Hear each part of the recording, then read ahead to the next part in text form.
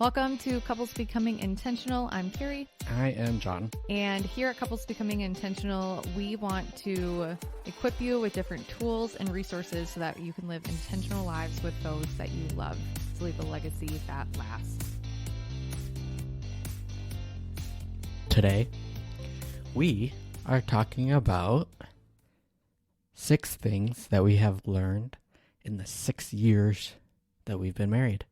Come August 20th. We'll be celebrating. Did you remember? I did. I just wanted you to chime in.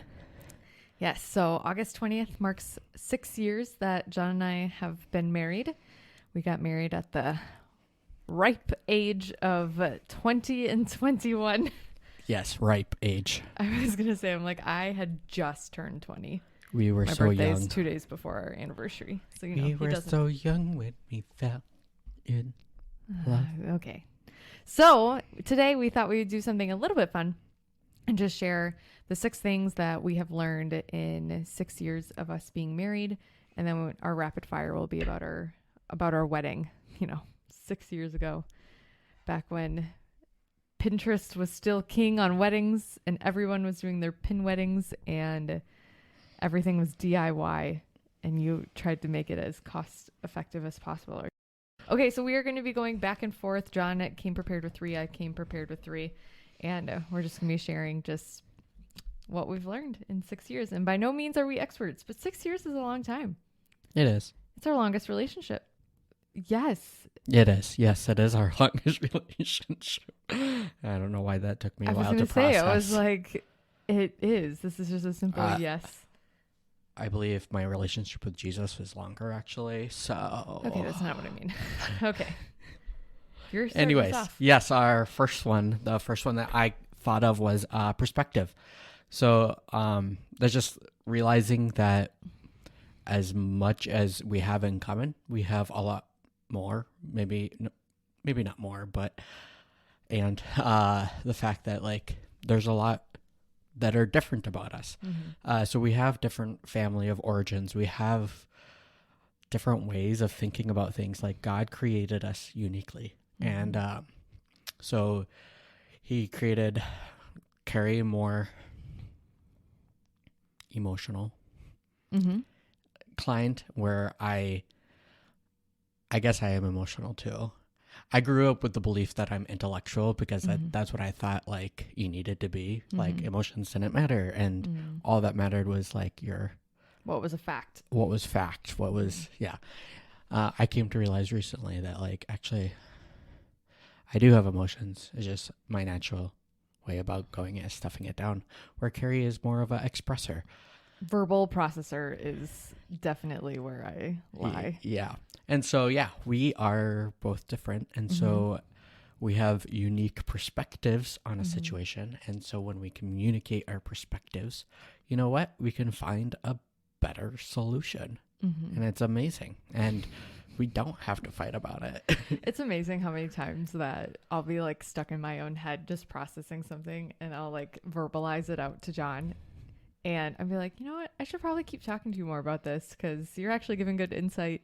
And you're giving me a different perspective that I wasn't thinking. And I'm like, this is what marriage is supposed to be like. So it is a blessing. We'll say that. It took us a while to figure out that this was a blessing. Yes. The first few years were a little rough of both of us. And I think that's with any marriage, both two very independent, well, maybe not very independent, but two soul people coming together to now live one life is soul, SOLE. Yes. I'm like, we're not full of soul. No. We're not singing. So to be able to see benefit in our perspectives is great. And being able to come together and learn and grow in that, I think is just one of the things that you do throughout marriage. Yes. And number 2 is boundaries. Man, I could talk for hours about this. So I think one of the things that and I mean it in a different way. So when John and I first got married, we were very codependent on each other. We can talk about that in a future episode. Very unhealthy ways. And we did not listen to loving, godly advice. And one of the things when I mean boundaries is mainly boundaries within family.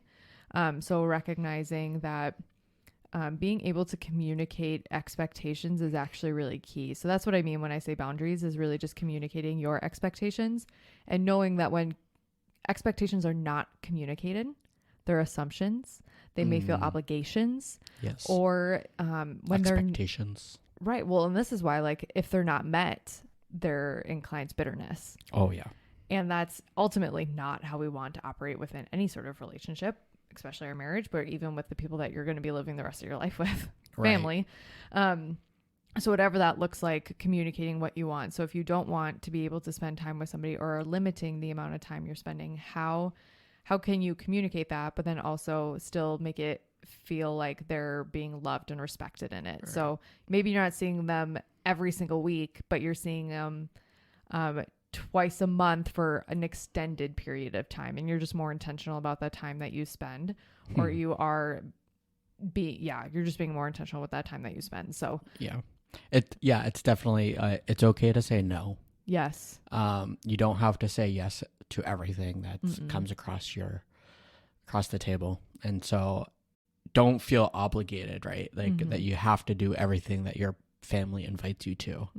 Number 3, ask questions, listen carefully.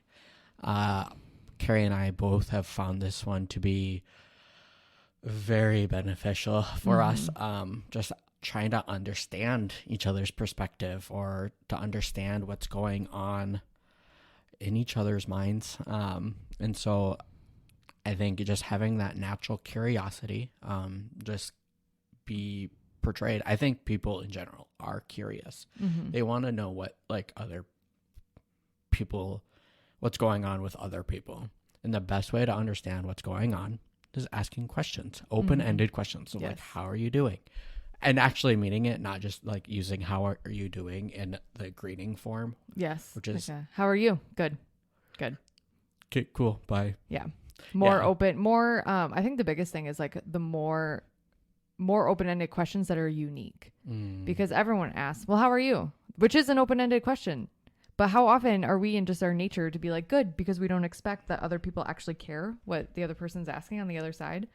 But if you ask the question of what brought you joy today, or what is something you're thankful for or today, or what was the best part of today, which is something that we are now asking Finn on a nightly basis, it's like you're actually gauging more of a conversation rather than just, how was your day? Yeah, good. It's actually sparking like sparking imagination of like, oh, that is a different question. Now I have to think about it. Where like, how are you doing is like, oh, the same old. Yeah. And can we just be honest about something? When somebody asks us a question like that, don't we feel more cared for? Like, don't we feel loved? Like, oh, they actually do care what my opinion is. And they actually do want to get to know me well beyond the, what do you do for work? And just like the basic type things in sports, Packers, and weather. Right. And how are you doing? Like, getting beyond that kind of stuff is where like that open-ended question has really, or open-ended questions in general, deeper open-ended questions maybe, have really impacted our life, like just John and I's marriage, but then also the people that we're in relationships with. Right. Nobody wants to stay in the kiddie pool. No. You want to go to the deep end. That's where all the fun activities are. Yeah. That's where the diving board is, and then that's how we get deeper, right? Wow, look at that analogy. Yes. And so, and then the second half, listen carefully. If you're going to ask a question, please listen. Yes. So that you can ask further questions. Offer listening responses. So if I say, hey, Carrie, what was the funnest thing you've done today? The most fun thing. I don't think funnest is a word. It isn't a fun. See, that got me. The most fun thing I did today was take a car ride with you and the kids. And taking a car ride, what was fun about that? It was just nice today, having kids strapped in car seats and listening to Moana. And everyone got along. Yeah.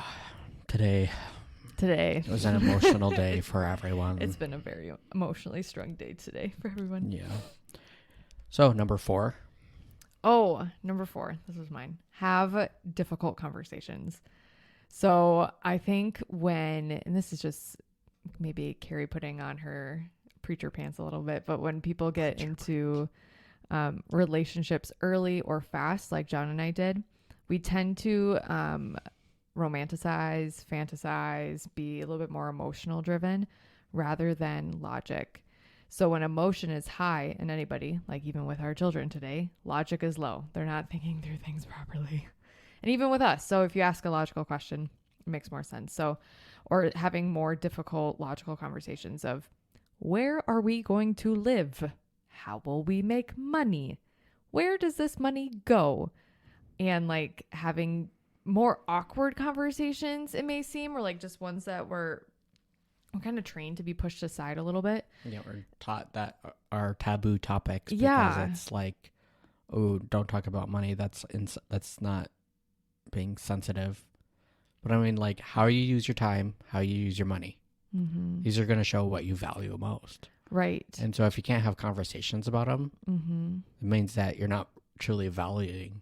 Yes. And also having conversations about politics, intimacy, like different views on like just more difficult conversations, I think are going to be really important.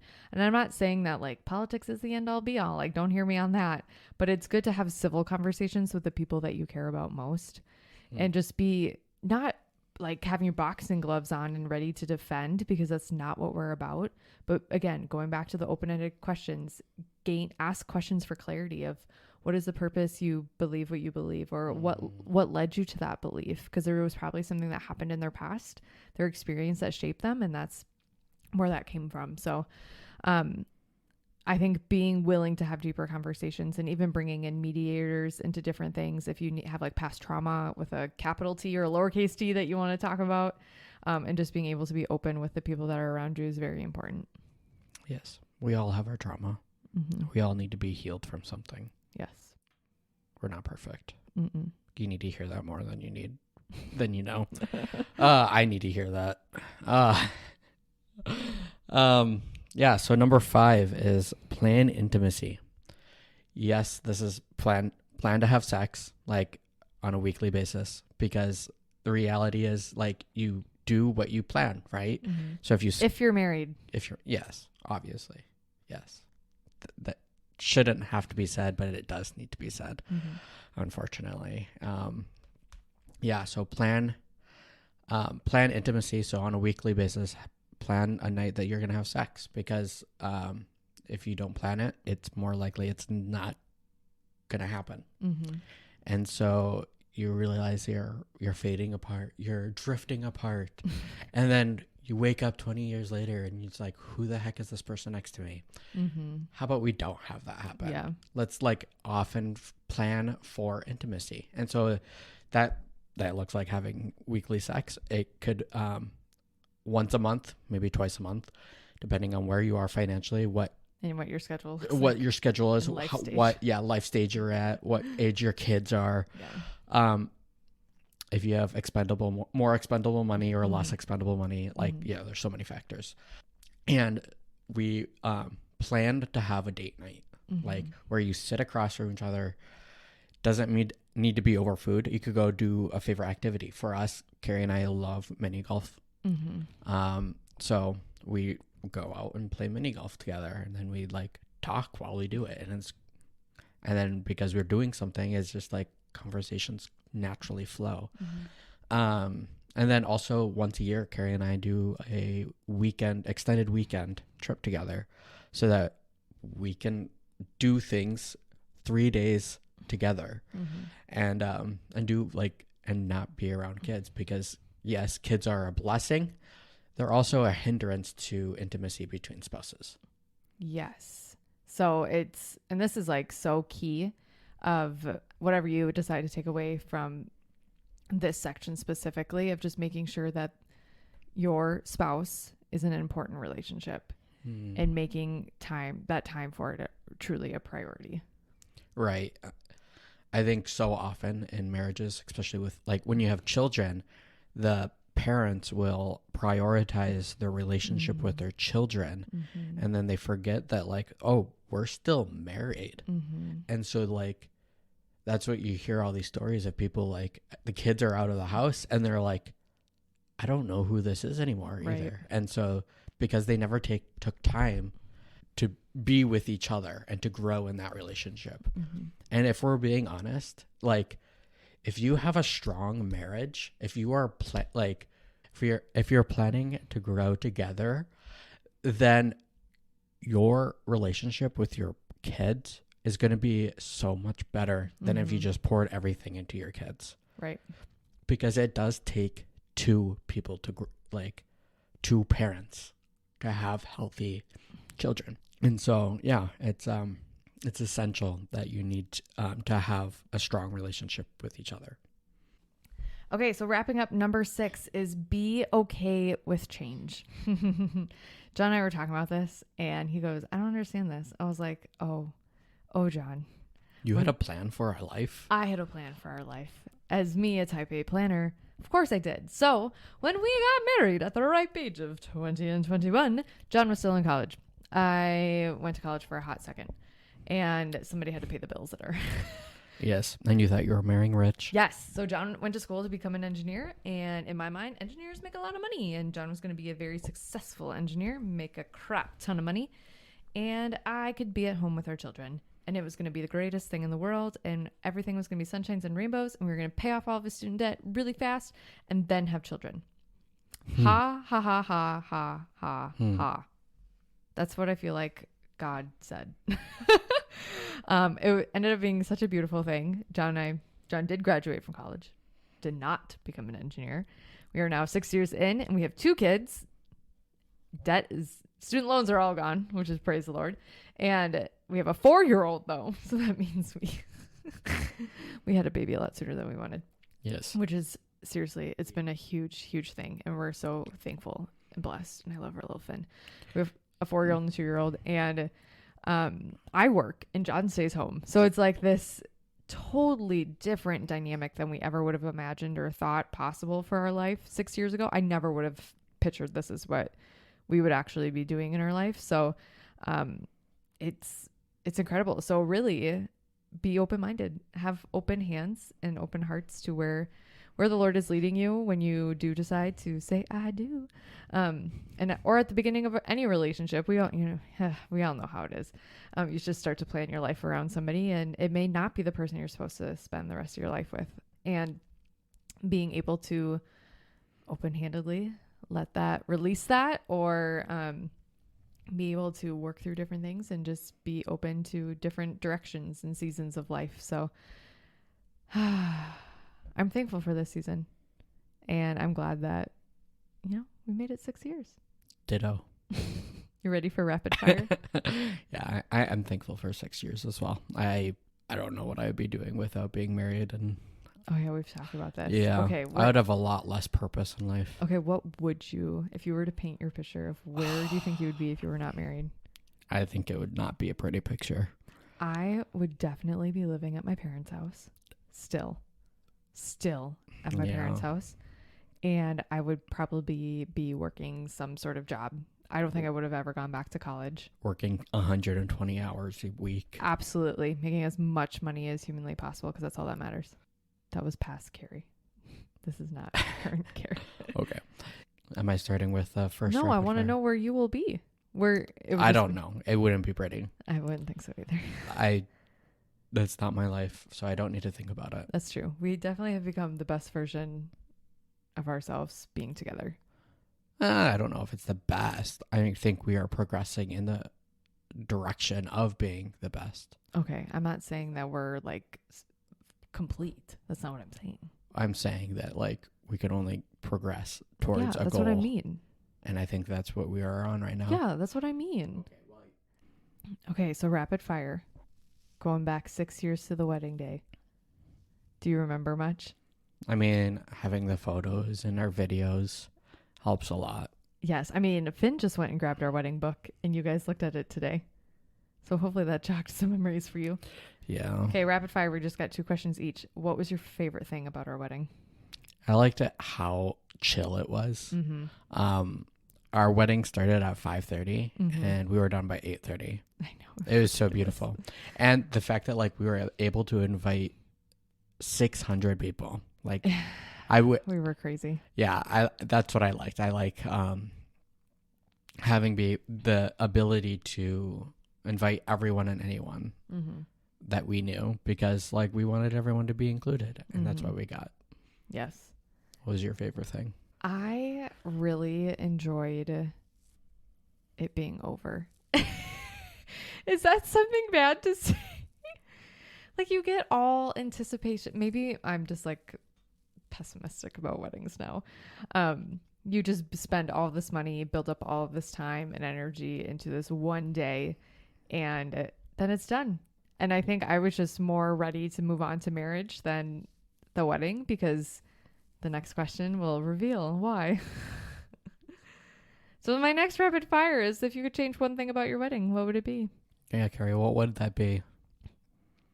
I would change a lot, to be honest. Would you just eloped? Yes. I've thought about that multiple times.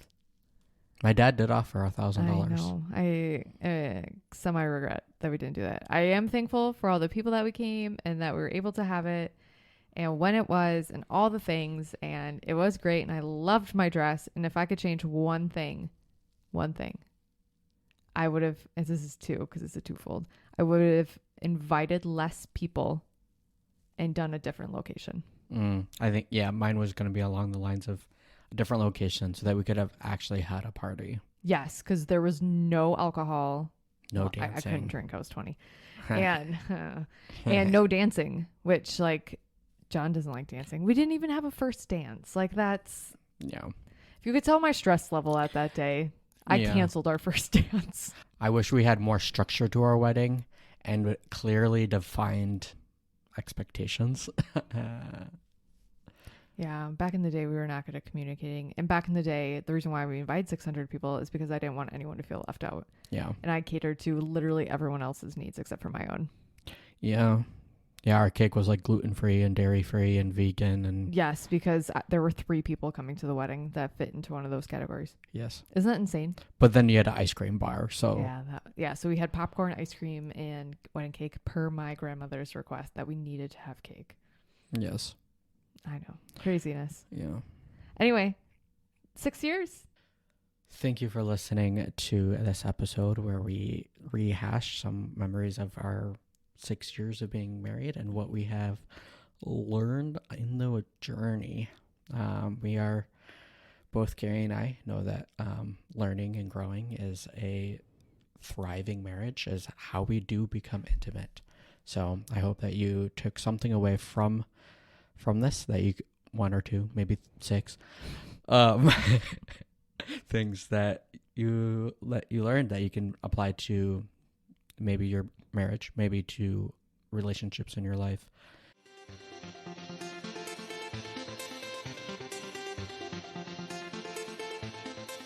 Thanks for listening to another episode of Couples Becoming Intentional.